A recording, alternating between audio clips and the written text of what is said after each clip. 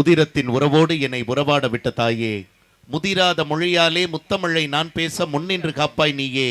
நற்றாயே தமிழ்த்தாயே, என் நாவில் வந்து நடம் புரிவாய் நீயே. எங்கேனும் பிழை இருந்தால் நீ பொறுப்பாய் இங்குதாயே.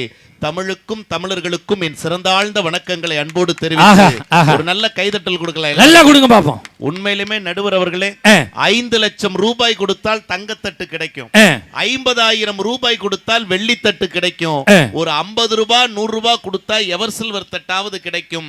கோடி ரூபாய்களை கொட்டி கொடுத்தாலும் கிடைக்காத தட்டு பாவளம் மக்களின் கைதட்டல் என்று சொன்னால் உண்மையிலுமே நள்ளிரவு நேரத்திலும் நல்ல தமிழை ரசித்துக் கொண்டிருக்கிற உங்கள் அத்தனை பேரின் திருவடிகளுக்கும் என் அன்பின் வணக்கங்களை சொல்லி ஆனா பொதுவா இங்க பெரியவங்க சில பேர் மட்டும் நாற்காலியில் உட்கார்ந்துருக்காங்க. ஆனா பெரும்பாலான பெண்கள், ஆண்கள், இளைஞர்கள், குழந்தைகள் எல்லாம் எங்க உட்கார்ந்துருக்காங்க? தரையில உட்கார்ந்துருக்காங்க. உண்மையிலுமே இவங்க தரையில் அமர்ந்திருப்பது மாதிரி தெரியலனே, அந்த மாரித்தாயின் மடியில் அமர்ந்திருப்பது போல் அமர்ந்திருக்கிற உங்கள் அத்தனை பேருடைய வாழ்வும் அந்த தாயின் அருளால் சிறக்க வேண்டும் என்று கேட்டுக்கொண்டு நிறைய கேட்டாங்களே. ஒரே ஒரு வார்த்தை நான் கேட்கிறேன், உங்களை பத்தி ஏதாவது ஒரு வார்த்தை பேசினாங்களா? இல்லையப்பா. நடுவர் யாரு, அவருக்கு என்ன பேரு அப்படி சொன்னாங்களா? இல்லையா. தேவகோட்டை மகாராஜன்னா யாரு, ஊருக்குள்ள அவருக்கு என்ன பேரு சொன்னாங்களா? இல்லையா. நீங்க அனுமதி கொடுத்தீங்கன்னா பாவள மண்ல உங்களை பத்தி ஒரு வார்த்தை நான் சொல்லிட்டு என் பேச்ச தொடங்குறேன். என்னைய பத்தி சொல்றதுக்காக அனுமதி கேட்கணும்? உங்களை பத்தி சொல்றதுக்கு உங்ககிட்ட அனுமதி வாங்கிட்டே சொல்றேங்கிறேன். என்னைய கேட்காம என்னைய பத்தி என்னென்னமோ சொல்றாங்க. நடுவர் அவர்களே, இதே பாவள மண்ல சொல்றேன், இங்க இருக்கிற பொதுமக்களும் கேட்டுங்க, உண்மைனா மட்டும் கைதட்டுங்க. வாழ்க்கையில நாம நல்லா இருக்கிறோம் அப்படின்னு சொன்னா நம்மளை பத்தி குறை சொல்லாதவன் யாராவது இருப்பான்னா சொல்லுங்க பாப்போம். இருக்க மாட்டான். இப்ப நான் சொல்ற நடுவர்களே, கைதட்டல் எப்படி வரும் பாருங்க. நடுவர் அவர்களே, வாழ்க்கையில குறை சொல்லாத வாயும் இல்ல, குறைக்காத நாயும் இல்ல. நடுவர் அவர்களே, இன்னும் குறை சொல்ற வாயை ஒரு செங்கலை வச்சு அடைச்சா கூட அது என்ன பண்ணு தெரியுங்களா? நல்ல செங்கலா அடைச்சிருக்கலாம், கொஞ்சம் பச்சை கல்லா போச்சுன்னு அதுலயும் ஒரு குறை சொல்லத்தான் செய்யும். உண்மையிலுமே நல்ல கைதட்டுங்க. இது நமக்கான திருவிழா, நமக்கான நிகழ்ச்சி. நல்ல கைதட்டலாம். உண்மையிலுமே நடுவர்களே, உங்க பெருமையை சொல்றேன். நீங்க விஜய் டிவில கலக்க போவது யாருன்னு ஒரு நிகழ்ச்சி வருது, பாத்துட்டு இருக்கீங்களா? அந்த நிகழ்ச்சியில எல்லாம் யார் யாரோ வந்து நகைச்சுவை சொல்ற மாதிரி கேட்டுக்கிட்டு இருப்பீங்க. சொல்லக்கூடிய நகைச்சுவையாளர்கள் தாங்க யார் யாரோ.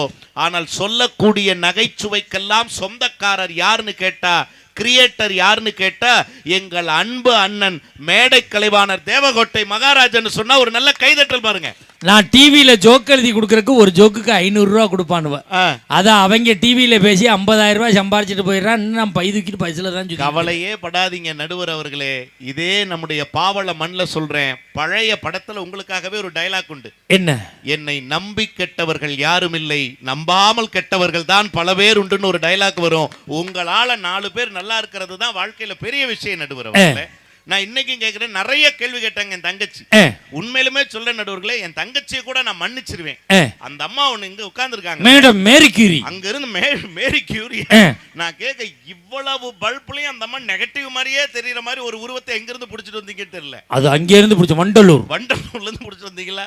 நான் கேட்கிறேன், அங்க இருந்து அப்பல இருந்து ஒரு அம்மா பாத்துக்கிட்டே இருக்கு, என்ன இது சமயக்கட்டுல அரிசி மூட்டையை சாச்சி வச்ச மாதிரியே ஒண்ணு இருக்குதே கடைசியில அப்படின்னு. சத்தியமா சொல்ற நடுவர் அவர்களே, நானும் இந்த அம்மாவும் ஒரே பஸ்ல தான் வந்தோம். ஓஹோ. ஒரே பஸ்ல வந்தனா பின் வழியா இறங்கினேன். அதான் முறை. அந்த அம்மா முன்வாசல் வழியா இறங்குச்சு. என்ன அவசரமா இறங்கி இருக்கு? இறங்கின வேகத்துல ஒருத்தன் அதே பஸ்ல ஏறணும்னு நினைச்சவன் இடம் பிடிக்க வேகமா வந்தவன் படியில இந்த அம்மா மேல லேசா ஒரு இடி இடிச்சுட்டானா? ஏன் இவ்வளவு பதறீங்க? நான் தானடா நடுவர் மாதிரியா பதறீங்க?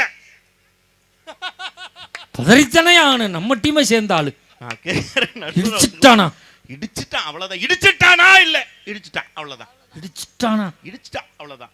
இடிச்சிட்டான் இடிச்சிட்டான் இடிச்சிட்டான் இடிச்சிட்டான் அவ்வளவுதான். இடிச்சிட்டானா? இடிச்சிட்டான் அவ்வளவுதான். அவ்வளவுதான். ஓகே வண்ணே, நார்மல் வந்துட்டீங்க, இயல்பு நிலைக்கு வந்துட்டீங்களா? உண்மையா சொல்றேன், சாதாரணமா ஒருத்தர் மேல கைகால் பட்டுச்சுன்னா என்ன சொல்லுவோம்? சாரி தெரியாம பட்டுச்சு, தெரியாம இடிச்சிட்டேன், மன்னிச்சிருங்க, சாரி, அப்படிதானே சொல்லுவோம். அப்ப கூட அன்பிற்குரியவர்களே, மன்னிச்சிருங்கன்னு சொல்றதை விட சாரின்னு ஏன் தெரியுமா வெளிப்படையா வருது? ஆங்கிலம் என்பது மேலோட்டமானது, தமிழ் என்பது கைதட்டுங்க உயிரோட்டமான மொழி. அவ்வளவு சீக்கிரம் வராதா இல்லையா? நான் கேட்கிறேன், உண்மையிலுமே அவன் மன்னிச்சிருங்கமான்னு தமிழ்லயே கேட்டான், மன்னிச்சிருக்கணுமா இல்லையா? உண்மையிலுமே கள்ளக்குறிச்சி பஸ் ஸ்டாண்டே பாக்குதுன்னு சத்தியமா சொல்ற நடுவர் அவர்களே, அவன் நெடுன்னு இருக்கிறான். இந்த அம்மா உயரத்துக்கு அவன் சட்டைய பிடிச்சு, இது உயரத்துக்கு அவன் சட்டையவா பிடிச்சிச்சு, கொண்டு வந்த கட்டப்பைய போட்டு அது மேல ஏறி நின்னு அவன் சட்டைய பிடிச்சு, அதானே பார்த்தேன், சட்டையை பிடிச்சு நடுவர் அவர்களே, அவங்க அம்மா அவங்க அப்பா அவங்க சொந்தக்காரன் அத்தனை பேரையும் அந்த திட்டுது. பஸ் ஸ்டாண்டே வேடிக்கை பாக்குது. கதறி அழுகுவான் அப்படிதானே நினைச்சீங்க? ஒரு சொட்டு கண்ணீர் விடல, கதறி அழல, வருத்தப்படல, சிரிக்கிறான் அவன். திருவேங்கடா எதுக்கு சிரிச்சான்? திருவேங்கடமா இருப்பான் நாட்டுக்கு இந்த சிரிப்பு சிரிக்கிறானே. டேய், உன் குடும்பத்தையே இந்த திட்டுது அந்த அம்மா, நீ சிரிச்சுக்கிட்டு பல்ல காட்டிக்கிட்டு இருக்கிறியே ஏண்டான்னு ஒரே ஒரு வார்த்தை சொன்னானே. என்ன? முன்ன பின்ன தெரியாத என்னையே இந்த கழுவுதே, இதையும் கட்டிட்டு ஒருத்தன் 20 வருஷமா குடுத்தனம் பண்ணுவானே, அவன் நிலைமைய நினைச்சா சிரிச்சான். மனுஷன்டா அவன். பத்தாவது கைதட்டு நான் கேக்குறேன். அட்ரஸ் வாங்கடா, அவனுக்கு போன் பண்ணி சொல்லுவோம். என்ன வாழ்க்கை இருந்து அது. என் தங்கச்சி எத்தனை கேள்வி கேட்டீங்க எங்க அண்ணன்? ஒரு நடுவர்கிட்ட கொஞ்சமாவது எங்க அண்ணனை கேப் விட்டீங்களா? அத்தனை கேள்வி கேட்டாங்களே. இதே நம்முடைய பாவலமன்ல உங்க கிட்ட நான் ஒரு கேள்வி கேட்கிறேன். கேளியா? நீங்க சொல்லுங்க தம்பிக்காக பதில. அண்ணே, சொர்க்கத்துக்கு போகணும்னா என்ன செய்யணும்? சொர்க்கத்துக்கு சொல்லுமா. தர்மம் பண்ணணும், புண்ணியம் பண்ணணும், மனைவியை கண்கலங்காம காப்பாத்தணும். சொர்க்கத்துக்கு போகணும் என்ன பண்ணணும் தெரியுமா? அடுத்தவன் குடி கெடுக்கணும், அடுத்தவன் சொத்தை ஆட்டை போடணும். நல்லா இருக்குடா புண்ணியவானே. அதெல்லாம் தேவையில்லை தம்பி. அண்ணே நீங்க சொல்லுங்க அண்ணே. என்ன கேட்ட?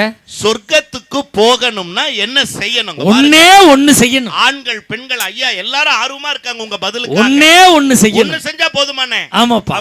என்னண்ணே? சொர்க்கத்துக்கு போகணும்னா சாகணும்பா. சாகணும். செத்தா தாப்பா சொர்க்கத்துக்கு போக முடியும். நடுவர் அவர்களே, இதே பாவலமன்ல சொல்றேன், சொர்க்கத்திற்கு செல்ல வேண்டும் என்றால் சாக வேண்டும் என்கிற அவசியம் இல்லை. இப்படிப்பட்ட உறவுகளோடு உட்கார்ந்து ஒரு கிராமத்துல ஒரு நிகழ்ச்சியை பார்க்கறதே வாழ்க்கையில சொர்க்கம். கைதட்டுங்க. இதை விட வாழ்க்கையில என்னங்க இருக்க போகுது? 1000 வெளிநாட்டுக்கு போனாலும் பாவளம் திருவிழான்னா அப்படி களை கட்டும் பாத்தீங்களா? அந்த மகிழ்ச்சி உலகத்துல ஏதாவது இருக்கா? இத ஒரு இசைஞானி அவர்கள் ஒரு பாட்டுல கொடுத்தாரு பாருங்க.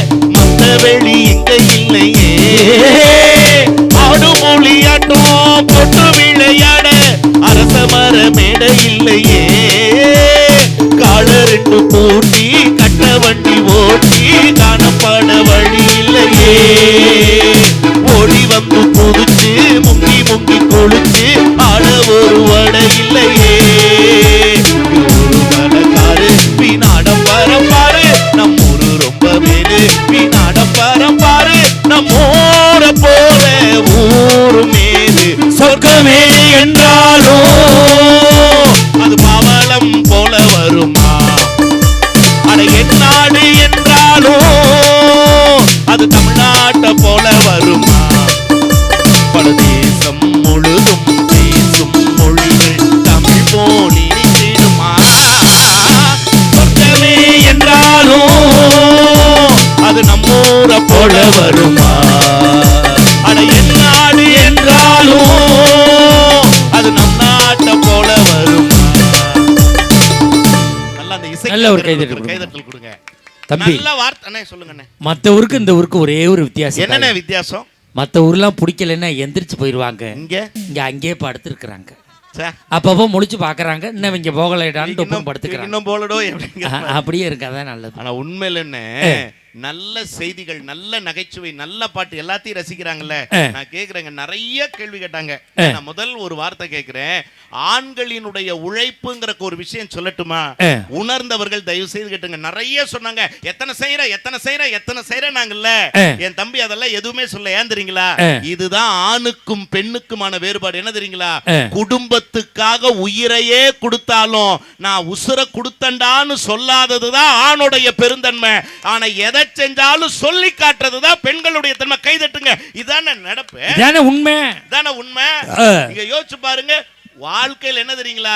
தனக்கு என்ன பிடிக்கும்ங்கிறத விட நடுவர் அவர்களே, மனைவிக்கு என்ன பிடிக்கும், மகனுக்கு என்ன பிடிக்கும், மகளுக்கு என்ன பிடிக்கும், குடும்பத்துல எல்லாருக்கும் என்ன பிடிக்கும்ங்கிறதுலயே சாகர வரைக்கும் ஆம்பளைக்கு தனக்கு என்ன பிடிக்கும்னே தெரியாம போதுன்னா கைதட்டுங்க. அந்த தியாக சீலர்கள் ஆண்கள்ங்கிறது இல்லைன்னு முள்ள முடியுமா? நிறைய சொல்லிட்டே வந்தாங்க. நான் கேட்கிறேன் நடுவர் அவர்களே, தாலியை பத்தி ஒரு வார்த்தை சொன்னாங்க. மெட்ராஸுக்கு நிகழ்ச்சி கூப்பிட்டீங்கல்ல, உண்மையிலுமே மெரினா பீச்சுக்கு நானும் தம்பியும் போனோம். ஆமா, உண்மையிலுமே நடுவர் அவர்களை சொல்றேன், கழுத்துல தாலி இல்ல ஒரு அம்மாவுக்கு, தாலிக்கு பதிலா செல்போன் தொங்குதுன்னே. ஓஹோ, ஏமா தாலி எங்கன்னு அதை வித்து தான் தம்பி இதை வாங்கி மாட்டினாச்சு. நல்ல குடும்பம். அப்புறம் சொன்னாங்க, குழந்தைகளை எல்லாம் நாங்க எவ்வளவு பொறுப்பா வளர்க்கிறோம். நாங்கல்ல என்ன பெரிய பொறுப்பா வளர்க்குறாங்க. நான் கேட்கிறேன் நடுவர் அவர்களே, ஒரு குடும்பத்துல சண்டைன்னு வரும்போது, கணவன் மனைவிக்குள்ள பிரச்சனை வரும்போது, நடுவர்களை பிரச்சனை வராத குடும்பம் ஏதாவது இருக்கா? இல்ல. ஏங்க அடுத்த குடும்பத்தை கேட்கணும், உங்க குடும்பத்தை எடுத்துக்கங்க. உங்க குடும்பத்துல அன்னைக்கு உங்களுக்கு இடையில பிரச்சனை வந்திருக்கா, வரலையா? இல்ல பிரச்சனை தான் வராம போகாதா? உங்க வாய கழுவுங்கடா, அதெல்லாம் வராது. இல்ல வராம தான் நாங்க விட்டுருவோமா? பள்ளியில நாங்க குண்டு வைக்க மாட்டோமா? நல்லா வச்சியடா, நல்ல செட்டு செத்துருக்கு பாரு. எப்படிப்பட்ட செட்டு அண்ணே. அப்படி சண்டை வரும்போது உண்மையிலுமே அதிகமா இறங்கி சமாதானப்படுத்துறது யாருன்னு? ஆம்பளை தான். கைதட்டுங்க சார், உண்மைதான். குடும்பம் வீணாக போயிடக்கூடாதுங்கிறக்காக கொஞ்சம் கூட மானரோஷம் பார்க்காம இறங்கி வர்றவன் யாரா இருக்கான்னு தெரியுங்களா? அதிகமா ஆம்பளை தான் நடுவர் அவர்களே. அப்படி சண்டை வரும்போது உங்க பாதம் பணிஞ்சு கேட்டுங்க. குறிப்பா நிறைய தாய்மார்கள் குழந்தைகளோட வந்த நிகழ்ச்சியை கேட்கறீங்க. தயவு செய்து இப்ப யாருக்காக கைதட்டுங்க தெரியுங்களா? அற்புதமான மகாராஜ் அண்ணன் மஞ்சுநாதன் குழுவினர் தான் இந்த ஆண்டு மேடையில் அழகு செய்ய வேண்டும் என்று சொல்லி மிகச்சிறப்பான ஒரு நிகழ்ச்சியை ஏற்பாடு செய்த விழா குழுவினருக்கு ஒரு நல்ல கைதட்டல் கொடுங்க. அதை விட என்ன இருக்க போது நான் கேட்கிறேன். நான் அண்ணே, நல்ல வார்த்தைய குழந்தைகளுக்கு என்னைக்கா சொல்லி கொடுத்துருக்காங்களா? சண்டை வருதுங்க, தயவு செய்து சொல்றேன், பெத்தவங்க சண்டை போடும்போது குழந்தைங்க பக்கத்துல இல்லாதப்ப சண்டை போட சொல்லுங்க. அப்படி சொல்லு. உண்மைன்னு அன்னைக்கு அம்மா அப்பா இடையில சண்டை, பையன் குழந்தை சின்ன பையன் பக்கத்துல இருக்கான், அந்த அம்மா திட்டுது அவரை, அவர் அந்த அம்மாவை திட்டுது, ஏ பேய், ஏ பிசாசு, ஏ தண்டம், ஏ முண்டம். பையன் பார்த்துக்கிட்டே இருந்தவன் அம்மாட்ட கேட்டான், அம்மா நான் யாருமான்னா? நீ சும்மாறா குட்டிச்சாத்தான்ச்சு. நல்ல குடும்பம்டா. கொஞ்ச நேரம் அமைதியாச்சுன்னு, அம்மா பேய்னா என்னமா, பிசாசுனா என்னமா, தண்டம்னா என்னமா, முண்டம்னா என்னமான்னு பையன் கேட்டான். பொறுப்புள்ள அம்மா என்ன சொல்லுச்சு தெரியுமா? பேய் உங்க அப்பன் தாண்டா பேய், பிசாசு கட்டிட்டு சீரழியும் பாரு நான் தாண்டா பிசாசு, தண்டம் உங்க அப்பன் சொந்தக்காரன் பூரா தண்டம், முண்டம் நம்ம வீட்டில் இருக்கிற சேரு சோபாலாம் முண்டம் போ. ஒரே ஒரு வாரம் கழிச்சு அவங்க பெரியப்பா வந்தாருன்னு, உங்க அப்பாவோட அண்ணன், எங்கடா உங்க அப்பா எங்கடா உங்க அம்மானார். இவன் ஒரே வார்த்தை சொன்னான், என்ன தெரிச்சு ஓடுனார் மனுஷன். என்ன வார்த்தை சொன்னா தெரியுங்களா? பேய் ஆபீஸ் போயிருக்கு, பிசாசு குளிக்க போயிருக்கு, தண்டமே வா முண்டத்தில் உட்காருன்னா. இன்னொரு ஜென்மத்துக்கும் வீட்டு பக்கமே வரமாட்டேன்னு ஒன்னா. தயவு செய்துங்க, பசங்கங்கிற படத்துல நடிகர் சூர்யா ஒரு டயலாக் சொல்லுவார், என்ன தெரியுங்களா? அதத்தான் நம்ம பாவள மண்ணிலே குறிப்பா என் தாய்மார்களின் பாதம் பணிஞ்சு கேட்டுக்கிறேன். என்ன தெரியுங்களா? குழந்தைகள் ஒருபோதும் கெட்ட வார்த்தைகள் பேசுவதில்லை, அவர்கள் கேட்ட வார்த்தைகளைத்தான் பேசுகிறார்கள். அப்படின்னா நாம நல்ல வார்த்தை பேசுனா அடுத்த தலைமுறையும் தரமான வார்த்தைகளை பேசுமா இல்லையா? கரெக்ட். அவங்க அப்படி பேசுறாங்களா? எவ்வளவு இம்சையை கொடுக்கறாங்க. அன்னைக்கு போன் பண்ணேன், ஃபுல் ரிங்காய் கட் ஆகுது என் பொண்டாட்டிக்கிட்ட. சரிண்ணே. திருப்பி போய் ஏண்டி ஃபோன் பண்ணே எடுக்கலைன்னு கேட்டா என்னையா சொல்லணும்? என்னென்ன சொல்லணும்? வேலையா இருந்தேன், சவுண்டு கேட்கல, திருப்பி பண்ண மறந்துட்டேன், பார்க்கல, இதைத்தானே சொல்லணும். ஏண்டி ஃபோன் பண்ண எடுக்கலைன்னு கேட்குறேன். உடனே எடுக்கிறவளா பார்த்து ஃபோன் பண்ண வேண்டியதானே அப்படின்னு கேட்க. உடனே எடுக்கிறவளுக்கு இது இந்த இம்சையை நான் எங்கேயா போய் அனுபவிக்கிறது? செல்போன் செட்டிங் இதுக்கா ஆள மாத்தியாடா ஃபோன் பண்ண முடியும்? செல்போனோட செட்டிங்ஸ்ல இப்படி ஒரு செட்டிங்கே இல்லனே. உடனே எடுக்கிற மாதிரி ஆளுங்க. இப்படி ஒரு செட்டிங் எனக்கு வரப்படாது. நான் கேக்குறேன், இவனுக்கெல்லாம் என்னென்ன செட்டிங் பண்றது? அப்படி எடுக்கிற மாதிரி இருந்தா நோ செட்டிங், வாஸ் அவுட்.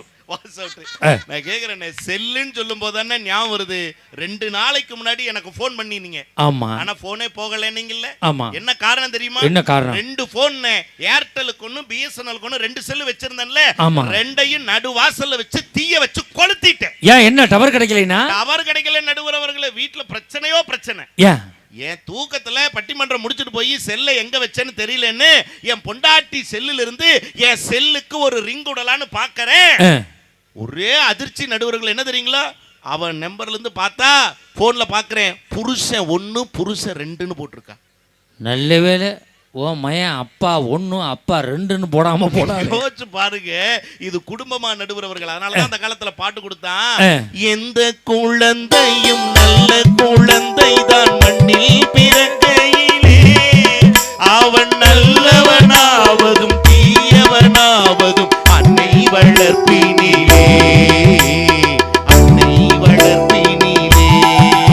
கேக்குறேன், நல்ல வார்த்தையும் சொல்றது இல்ல, நல்ல வாழ்க்கையையும் கத்து கொடுக்கறது இல்லையே. இவங்க கிட்ட என்ன நடுவர் அவர்களே பொறுப்பு இருக்கு?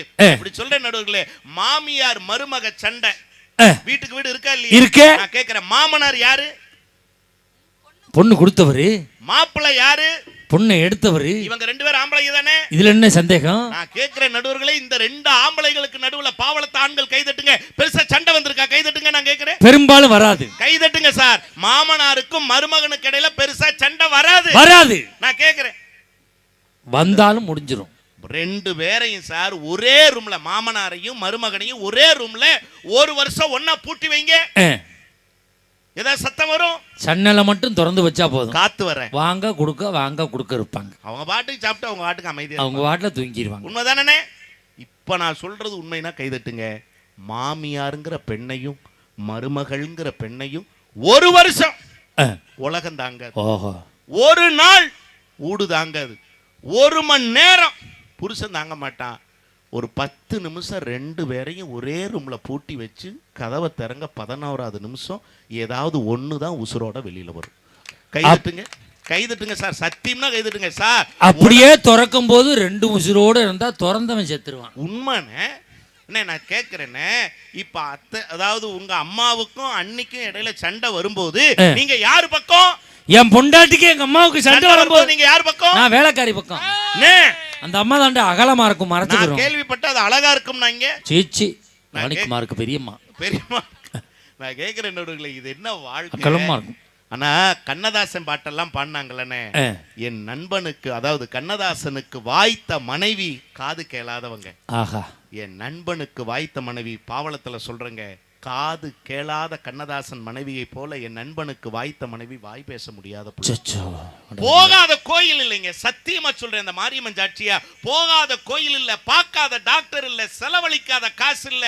அண்ணே இந்த மாதிரி ஒரு சூழல்னு வந்து சொல்லும் போது என் நண்பன் அண்ணன் வந்து கதறி எழுதான். அண்ணன் சொன்ன வார்த்தை என்ன தெரியுங்களா? என்னடா தம்பி இத்தனை நாள் வீண் பண்ணிட்டியே, 5 வருஷமா உன் பொண்டாட்டியினால பேச முடியல, ஏண்டா இதெல்லாம் ஒரு பிரச்சனையாடான்னு சொல்லி சென்னையில தனக்கு தெரிஞ்ச மருத்துவரை பரிந்துரை பண்ணீங்களா இல்லையா? போய் பாருன்னு சொன்னீங்களா இல்லையா? டாக்டர் சுந்தர். கைதட்டுங்க சார். போறக்கு காசு இல்லைன்னு என் நண்பன் கவலைப்பட்ட போது தான் கையிலிருந்து ஒரு 5000 ரூபாய் காசை கொடுத்த தர்மவான். கைதட்டுங்க. நல்ல வள்ளல் எங்க அண்ணன் மகாராஜன் அவர்கள்.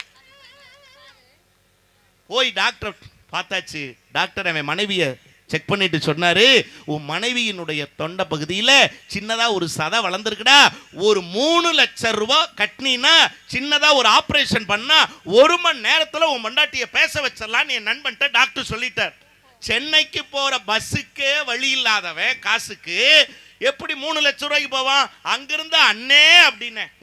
இதுக்கு என்னடா பிரச்சனைன்னு 3 லட்சத்தோட செலவுக்கு, சாப்பாட்டுக்கு, டீ காசு முதற்கொண்டு 3,10,000 போட்ட எங்க அண்ணனுக்கு ஒரு கைதட்டல் கொடுங்க. அங்கிருந்து போட்டார் மனுஷன். 6 கட்டு 500 ரூபாய் கட்டு. சத்தியமாங்க. ஆபரேஷன் முடிஞ்சது, நடந்ததை சொல்றையா, நல்லா கேட்கிறாங்க பெரியவங்க. ஆபரேஷன் முடிஞ்சது. டாக்டர்கிட்ட போய் கெஞ்சரா, டாக்டர் என் பொண்டாட்டி எப்படியாவது பேசுவீங்க, எப்படியாவது பேசுவீங்க, எப்படியாவது பேசுவீங்கன்னு கதறுனா. டாக்டர் சொன்னார், 1 மணி நேரம் பொறுடா, 5 வருஷம் பொறுத்து இல்ல, 1 மணி நேரம் பொறுக்க மாட்டியான்னு. இந்த விஞ்ஞானிகள்லாம் ராக்கெட்டை மேல அனுப்பும் போது பொறுத்திருப்பாங்கல்லன்னு, அந்த மாதிரி இவனும் 58, 57, 56, 55ன்னு கவுண்ட் டவுன் விட்டு காத்திருந்தான். 1 மணி நேரம் ஆன உடனே டாக்டர்னா 8ஆம் நம்பர் ரூம்ல உன் மனைவி ஓய்வெடுத்துக்கிட்டு இருக்காடா, போய் பாருன்னார். கதவை திறந்து உள்ள போனா சார், இதுவரைக்கும் பேசாத மனைவி பேசுவா அப்படின்னு எதிர்பார்த்து போனா.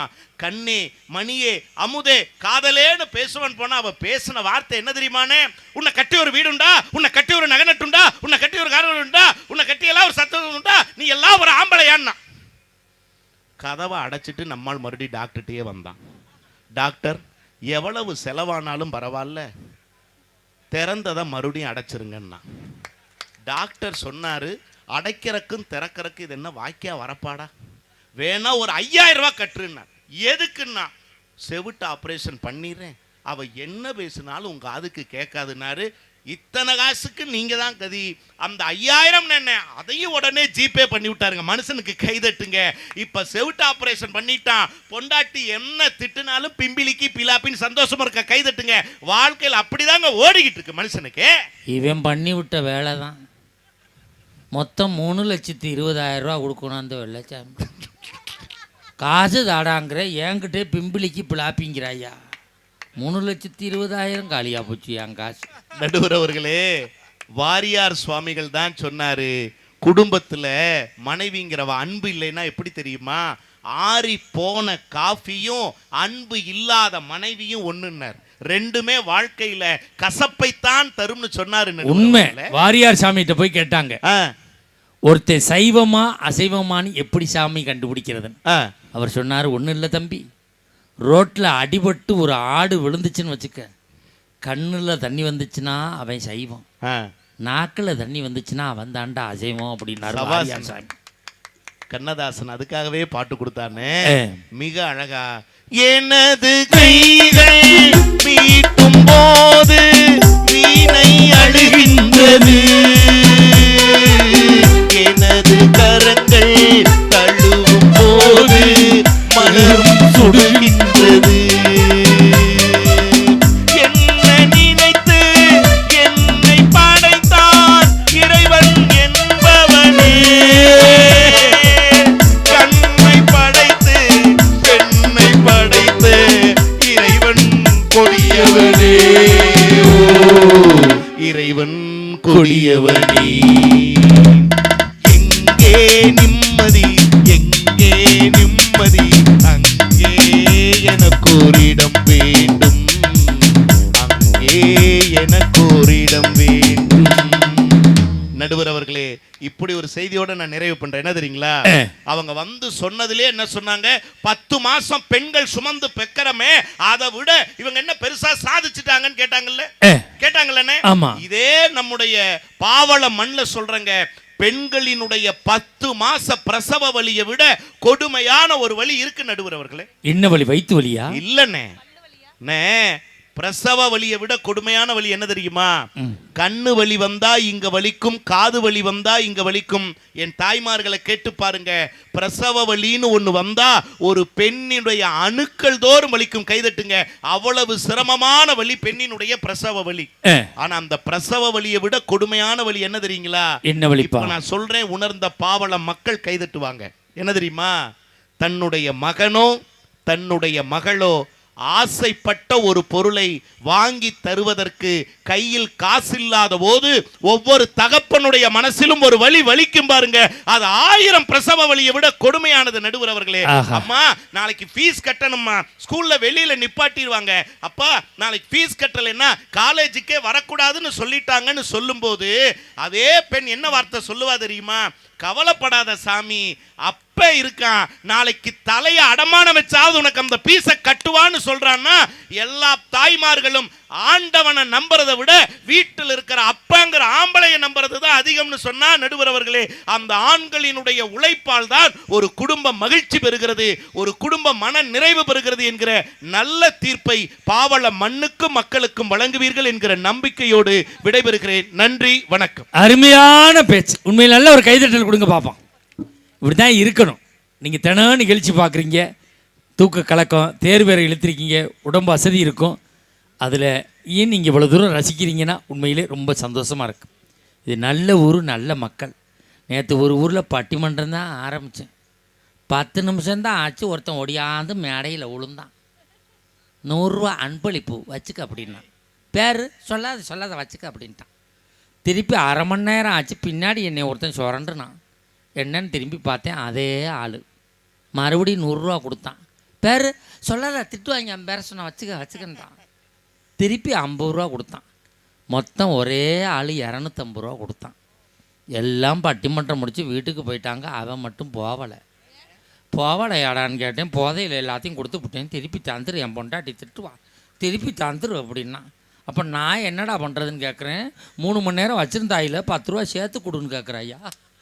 அப்போ யாரான்னு பார்த்தா கொரோனாவில் வட்டிக்கு விட்டு போண்டியா போனவனாக இருந்திருக்கான். ஏன்ட்ட வசூல் பண்ண தெரியுறான். அப்படிலாம் இல்லாமல் எவ்வளவு நிறைவாக உட்காந்து சந்திக்கிறீங்க. இப்படித்தான் அருமையாக ரசிக்கணும்.